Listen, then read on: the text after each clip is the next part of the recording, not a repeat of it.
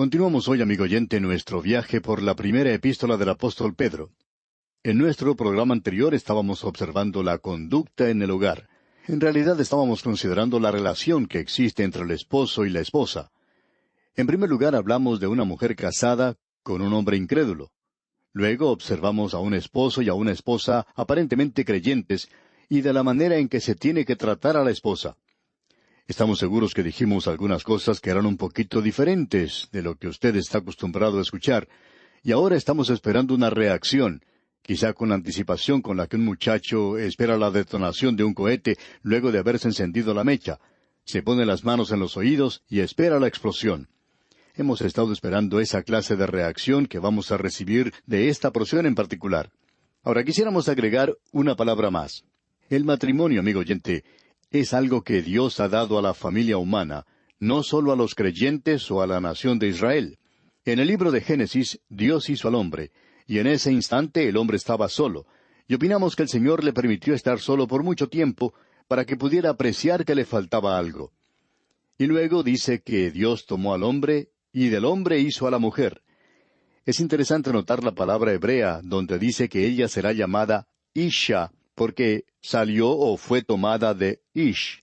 En otras palabras, a ella se le llama la ayuda idónea del hombre, una ayuda adecuada para él. O sea que ella es la otra mitad del hombre. Él era solo la mitad de un hombre, y ella es la otra parte. Ahora, con esto en mente uno puede apreciar que esta relación no es la de un hombre que insiste en tratar a su esposa como si ella fuera un niño, y que ella tiene que obedecerle cada vez que él hable. Ella está allí para ayudarle. Ella está allí para ser parte de él. Ella está allí para amarle. Él, por su parte, está allí para protegerla, para amarla. Esa es la relación ideal en un matrimonio. Y lo que el apóstol Pedro estaba haciendo aquí es refiriéndose a la esposa que tiene un esposo incrédulo, y no creemos que ella haya sido creyente cuando se casó con este hombre, sino que ella se convirtió después de casada, y trató de ganarle a él para el Señor, no tomando el lugar de un maestro bíblico o el lugar de un testigo, hablando constantemente, sino que su vida ahora tiene que ser un mensaje y él estará observando muy de cerca todo eso. Luego entramos a la parte donde se habla de la conducta en la iglesia. Estamos avanzando quizá demasiado rápido a través de esta sección en particular, así es que vamos a leer una vez más el versículo 8, que ya leímos en nuestro programa anterior. Esta es la conducta en la iglesia. Dice el versículo 8, «Finalmente, sed todos de un mismo sentir, compasivos, amándoos fraternalmente, misericordiosos, amigables». Lo que el apóstol Pedro está diciendo aquí es que debemos ser del mismo modo de pensar. Tenemos que ser compasivos, tiernos. Tenemos que ser sensibles a lo que es la otra persona. Tenemos que ser amables, y esto se refiere a la actitud y a la acción del creyente entre los demás creyentes. Y en el versículo 9 continúa diciendo, «No devolviendo mal por mal, ni maldición por maldición, sino por el contrario, bendiciendo, sabiendo que fuisteis llamados para que heredaseis bendición». Esta es la forma en que uno tiene que dar la otra mejilla, o sea, cuando otro creyente dice algo malo en contra suya, algo que no es cierto. Bueno, ¿tiene que defenderse uno? No, amigo oyente, tiene que poner eso en las manos del Señor. Él arreglará las cosas por sí mismo. Aquí en el versículo 10 leemos, «Porque el que quiere amar la vida y ver días buenos, refrene su lengua de mal, y sus labios no hablen engaño». Es decir, que uno no debe decepcionar a los demás. Todos nosotros queremos vivir. Desafortunadamente hay muchos creyentes en el presente que no están disfrutando de la vida, no están viviendo la vida completamente, no están sacando de ella todo lo que pueden. Un joven estudiante de medicina dijo en cierta ocasión, «Quisiera que la vida fuera como una naranja para mí, para poder así exprimir cada gota de jugo de ella, viviendo para Dios». Bueno, eso es lo que quiere decir este versículo, porque el que quiere amar la vida. Si usted quiere vivir en realidad, aquí tiene la fórmula, aquí tiene la clave para eso. Si usted está constantemente hablando mal de los demás, si usted está hablando cosas engañosas, entonces no hay verdad en usted. Y en el versículo 11 continúa diciendo, «Apártese del mal y haga el bien, busque la paz y sígala». Amigo oyente, el Hijo de Dios no tiene que sentarse sin tomar ninguna acción y parecer piadoso. Esa no es la forma de actuar. Debemos vivir la vida, amigo oyente. pero no la vivamos de tal manera que nos permitamos hablar mal de los demás, sino que vivamos esta vida haciendo aquello que busca la paz, y vivamos para Dios. ¿Cuán importante es esto, amigo oyente? Luego en el versículo 12 de este capítulo 3 de la primera epístola del apóstol Pedro leemos: «Porque los ojos del Señor están sobre los justos, y sus oídos atentos a sus oraciones, pero el rostro del Señor está contra aquellos que hacen el mal». Aquí tenemos un pasaje de las Escrituras bastante sorprendente. En primer lugar, queremos que usted note lo que el apóstol Pedro está haciendo aquí. Él está citando un salmo, el Salmo 34, y creemos que deberíamos leer este salmo, los versículos 15 y 16. Escuche usted. «Los ojos de Jehová están sobre los justos, y atentos sus oídos al clamor de ellos. La ira de Jehová contra los que hacen mal, para cortar de la tierra la memoria de ellos». Como bien podemos apreciar, estas son palabras bastante duras. Esto es algo que la palabra de Dios ha enfatizado mucho. Allá en el libro de Eclesiastés, en el Antiguo Testamento, el capítulo 2, versículo 17, tenemos algo que va al lado de esto. Dios ha garantizado el escuchar las oraciones de aquellos que le pertenecen. Él no garantiza que va a escuchar las oraciones de aquellos que no le pertenecen. La única oración que un pecador puede elevar es: «Señor, yo te acepto como mi Salvador. Quiero que tú me aceptes como pecador». Esa es la oración que Dios escuchará y que Dios contestará. Pero hay personas que piensan que uno puede vivir una vida alejada de Dios, y que luego, cuando se presenta una situación difícil, cuando enferma uno de nuestros hijos, uno puede ir a Dios y ponerse ante Él de rodillas y pedirle que Él sane a ese niño, y que esto puede ser algo muy sentimental. Pero, amigo oyente, es algo que no tiene sentido. Es algo que no tiene ninguna base espiritual. Lo importante que tenemos aquí es que esta persona primero tiene que acercarse a Dios y pedirle perdón, y luego Dios escuchará y contestará sus oraciones. Hay algunos que piensan que uno puede pedirle a Dios ayuda en cualquier circunstancia, no importa quién sea uno. Pero, amigo oyente, Él no ha prometido escuchar las oraciones de aquellos que no son suyos. Sabemos que estas son palabras muy duras, pero si usted quiere vivir la vida en realidad, puede ver lo que dice allá el libro de Eclesiastés, capítulo 2, versículo 17. Aquí tenemos a un hombre que lo probó todo. Él vivió como un malvado y dice: «Aborrecí por tanto la vida, porque la obra que se hace debajo del sol me era fastidiosa, por cuanto todo es vanidad y aflicción de espíritu». ¿Cuántos hombres y mujeres hoy están viviendo para las cosas de este mundo? Y de pronto es como si se despertaran de un sueño. Se dan cuenta que no vale la pena, que la vida es demasiado monótona, que la vida no vale nada. No nos sorprende entonces que tomen un arma y se suiciden. No nos sorprende que cometan suicidio saltando de algún edificio. No es sorprendente que esas personas tomen una dosis excesiva de drogas.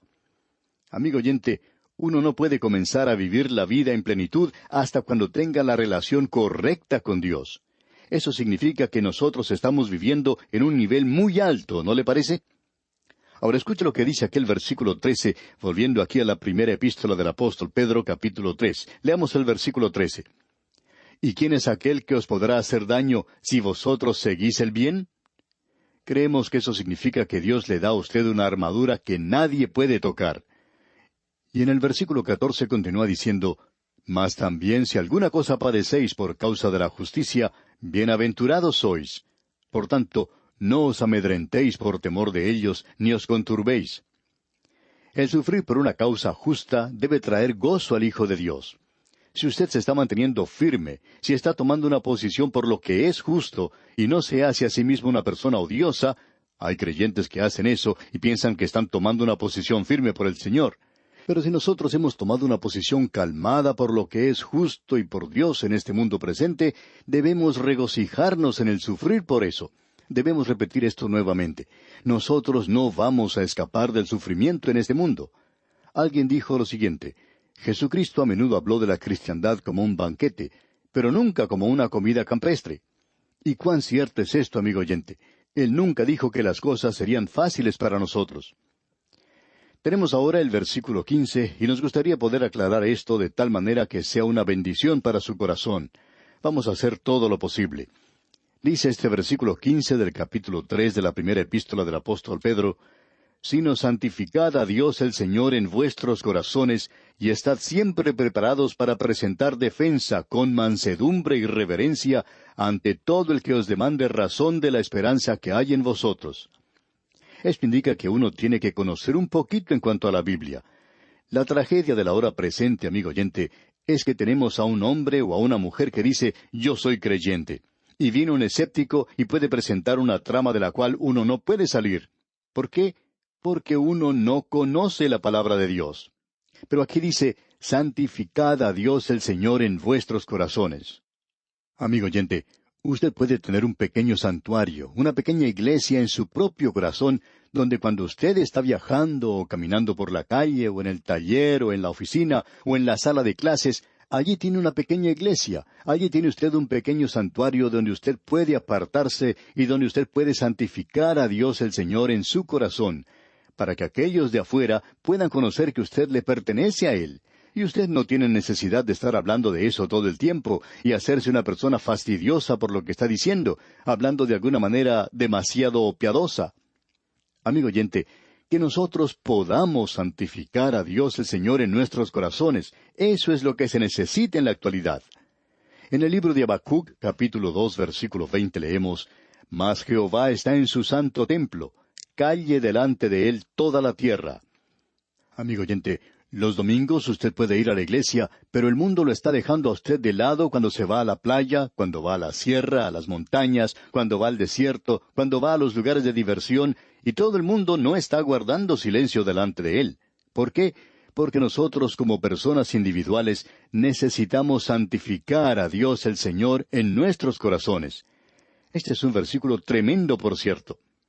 Ahora el versículo 16 dice, teniendo buena conciencia, para que en lo que murmuran de vosotros como de malhechores, sean avergonzados los que calumnian vuestra buena conducta en Cristo. Es decir, que debemos estar seguros de que aquellos que hablan mal de nosotros están cometiendo un error. El autor de estos estudios bíblicos, el Dr. J. Vernon McGee, contaba que en una ocasión él era el pastor de una iglesia bastante grande, donde asistían centenares de personas. Y conversando él con otro pastor, comentaba que no tenía oportunidad de defenderse a sí mismo. Él decía que no podía subir al púlpito todos los domingos y explicar todas las cosas que había oído, ya que él estaba allí para enseñar la palabra de Dios, y lo que había escuchado decir durante la semana no era cierto. Y entonces este otro pastor le dijo, «Qué bueno que esas cosas no son ciertas. Sería muy triste si lo fueran». Y amigo oyente, eso es lo que el apóstol Pedro está diciendo aquí. Debemos tener una buena conciencia para que cuando uno escuche esos rumores en cuanto a nosotros, no nos molesten porque sabemos que no son ciertos. Ahora el versículo 17 continúa diciendo, «Porque mejor es que padezcáis haciendo el bien, si la voluntad de Dios así lo quiere, que haciendo el mal». Es decir, si usted sufre por amor a Cristo, usted puede regocijarse en eso. Pero si usted está sufriendo porque de veras ha cometido alguna equivocación o tontería, porque usted se ha metido en problemas, en pecados, eso es algo completamente diferente. Llegamos ahora al versículo 18 y de aquí en adelante hasta el final del capítulo 3, tenemos una sección que se titula El sufrimiento vicario de Cristo, proclamado por el Espíritu en el día de Noé. Es una porción muy controversial de la Biblia. Amigo oyente, créanos que Simón Pedro nos pone en un rincón muchas veces aquí en esta primera epístola. El versículo 18, pues, dice, «Porque también Cristo padeció una sola vez por los pecados, el justo por los injustos, para llevarnos a Dios, siendo la verdad muerto en la carne, pero vivificado en espíritu». Es importante notar de nuestra parte que Él vino como un ser humano y que fue en su humanidad que Él murió en la cruz, y que fue el Espíritu Santo quien le levantó de los muertos. Y vamos a regresar a este tema cuando consideremos lo que nos dice el capítulo 4. Ahora, en el versículo 19 de este capítulo 3 de la primera epístola del apóstol Pedro, leemos, «En el cual también fue y predicó a los espíritus encarcelados». Este pasaje de las Escrituras ha sido muy mal entendido. La palabra importante en este incidente se presenta en el versículo 20, y es la palabra «cuando». Y el versículo 20 comienza diciendo, «los que en otro tiempo desobedecieron». Ahora, Él fue y predicó a los espíritus encarcelados. ¿Cuándo habló con ellos? Bueno, sigamos leyendo el versículo 20. Cuando una vez esperaba la paciencia de Dios en los días de Noé, mientras se preparaba el arca, en la cual pocas personas, es decir, 8, fueron salvadas por agua. Ahora los espíritus de aquellos que habían sido destruidos estaban encarcelados. Habían ido al Seol. Estaban esperando el juicio. Estaban perdidos. Cristo no fue allí y predicó a ellos después que murió en la cruz, sino que Él predicó a través de Noé, cuando esperaba la paciencia de Dios en los días de Noé. Por 120 años este hombre, Noé, predicó la palabra de Dios, y él pudo salvar su familia, pero a nadie más. La gente no creía en él. Y fue entonces cuando el Espíritu de Cristo predicó a través de Noé. Y eso es interesante saber, que fue el Espíritu de Cristo quien estaba hablando a través de Noé, y fue en los días de Noé. Pero cuando Cristo murió, ellos estaban encarcelados. El pensamiento que se presenta aquí es que la muerte de Cristo no significaba nada para ellos, como lo es para muchas personas en el día de hoy, lo que indica que ellos irán al juicio. Y el versículo 21 comienza diciendo, el bautismo que corresponde a esto ahora nos salva. Ahora, ¿cuál bautismo es ese? No es el bautismo por agua. Este es el bautismo del Espíritu. Este es el bautismo del Espíritu Santo. El bautismo del Espíritu Santo es un bautismo real. Y el bautismo por agua es un bautismo ritual. Ahora nosotros creemos en el bautismo por agua. Creemos en el bautismo por inmersión. Pero lo importante de notar aquí es lo siguiente, que este es el bautismo del Espíritu Santo. Esto es lo que le coloca a usted, amigo oyente, en el cuerpo de los creyentes. Y el versículo 21 completo dice, el bautismo que corresponde a esto ahora nos salva, no quitando las inmundicias de la carne, sino como la aspiración de una buena conciencia hacia Dios por la resurrección de Jesucristo. Es decir, una fe en la resurrección de Jesucristo que produce la obra del Espíritu Santo en su vida y la regenera. Y hablando de Cristo en el versículo 22 dice Pedro, quien habiendo subido al cielo está a la diestra de Dios, y a él están sujetos ángeles, autoridades y potestades. Usted y yo, amigo oyente, pequeños pecadores que estamos en esta tierra, podemos acercarnos a Él y aceptarle y recibirle y unirnos a esa gran compañía de los redimidos, bautizados por el Espíritu Santo en el cuerpo de Cristo, porque Él ha resucitado de entre los muertos y ahora se encuentra a la diestra de Dios intercediendo por usted y por mí. Bien, amigo oyente, vamos a detenernos aquí por hoy. Dios mediante, en nuestro próximo programa comenzaremos nuestro estudio del capítulo 4 de esta primera epístola del apóstol Pedro. Es nuestra oración que Dios le bendiga abundantemente.